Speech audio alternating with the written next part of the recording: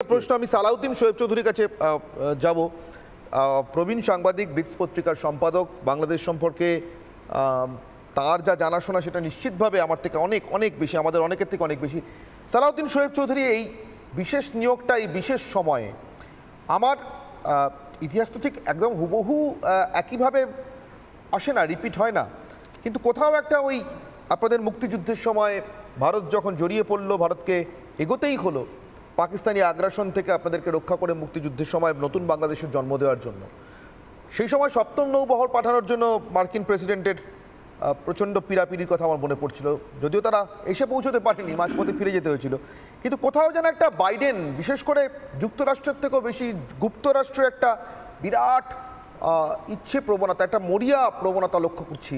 যত দিন এগিয়ে আসছে তাদের যাওয়ার, তত যেন ইউনুসের পাশে দাঁড়াতেই হবে।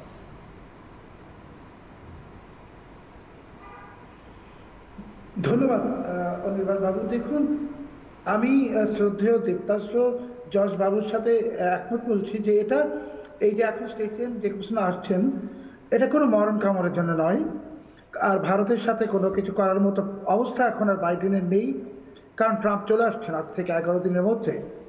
স্টেশন জেকবসন যে আসছেন, এটাকে আমরা কূটনীতিক ভাষায় যদি বলি, এটা হলো রেস্কিউ মিশন। কারণ এই স্টেসির স্বামী কিন্তু ব্রিটিশ কূটনীতিক ডেভিড বাউ, ইনি MI6-এর সদস্য। স্টেসিকে পাঠানো হচ্ছে ইউনুসকে রেস্কিউ করার জন্য, কারণ ইউনুস বাংলাদেশ থেকে পালাবেন, আমি বারবার বলেছি, এখনো বলছি।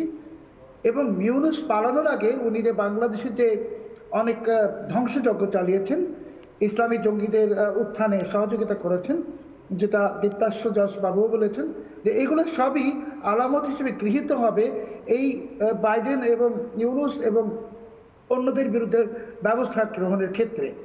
আর ইউনুস কিন্তু একটা খুব গুরুত্বপূর্ণ ব্যক্তি, কারণ ইউনুস হলো হিলারি ক্লিন্টন, বিল ক্লিন্টন এদের আর্থিক সহযোগী এবং ডেমোক্রেটিক পার্টিরও একটা বড় ডোনার।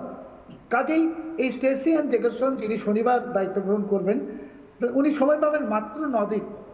এবং আমরা সবাই জানি যে এর আগে বাইডেন যে ডেভিড স্লেটন মিয়েলকে নিয়োগ দিয়েছিলেন বাংলাদেশের আমেরিকান রাষ্ট্রদূত হিসেবে, এটা সিনেট রিজেক্ট করেছে। এবং স্টেসিও খুব কুখ্যাত একজন, যে 1 বছর ইরাকের রাষ্ট্রদূত হিসাবে ডেমোক্রেটিক পার্টি সিনেটই তাকে অনুমোদন দেয়নি। এটা হলো একেবারে একটা রেস্কিউ মিশনে ইউনুসকে, মানে আপনি বলছেন ট্রাম্প আসছেন 11 দিন পরেই পার্মানেন্ট রাষ্ট্রদূত, নতুন রাষ্ট্রদূত নিয়োগ করবেন, জেনেও ট্রেসিকে পাঠানোর কারণ একটাই, ট্রেসি তার স্বামী ব্রিটিশ রাষ্ট্রদূতের মাধ্যমে, ব্রিটিশ কূটনীতিকের মাধ্যমে ইউনুসের দেশ থেকে পালানোটা, মানে এবার কি ইংল্যান্ডে আশ্রয় নেবেন মনে হচ্ছে? হ্যাঁ, 100%। কারণ দেখুন, ইউনুসকে পালাতে হলে ভারতের আকাশসীমা দিয়ে যেতে হবে, তো ভারত তো সে আকাশসীমায় ইউনুসকে যেতে দিবে না, তাকে নামিয়ে নিবে, গ্রেপ্তার করবে, তার বিরুদ্ধে মানবতা বিরোধী অপরাধের অভিযোগ আনবে। কাজে এটা একেবারেই একটা বাইডেনের রেস্কিউ মিশন। এবং যেটা দেবদাস যশ বাবু বলেছেন, যে এখানে যে আলামতগুলো আছে তাদের অপরাধের, এগুলোকে নষ্ট করে দেওয়া মাত্র 9 দিনে, এটাই আসল কারণ। এখানে ভারতের বিরুদ্ধে কিছু করবে, যুদ্ধ বাঁধাবে, এগুলো চিন্তা করার এখন আর কোনো কারণ নেই, কারণ ভারতের সাথে এসব করার মতো সময় 9 দিনে বাইডেনের পক্ষে কেন কারো পক্ষেই সম্ভব নয়। নানা ধরনের কন্টেন্ট দেখার জন্য লাইক করুন, শেয়ার করুন আমাদের ফেসবুক পেজ, সাবস্ক্রাইব করুন আমাদের ইউটিউব চ্যানেল। পাশাপাশি অন্যান্য ব্রেকিং নিউজের জন্য অবশ্যই চোখ রাখুন রিপাবলিক বাংলায়।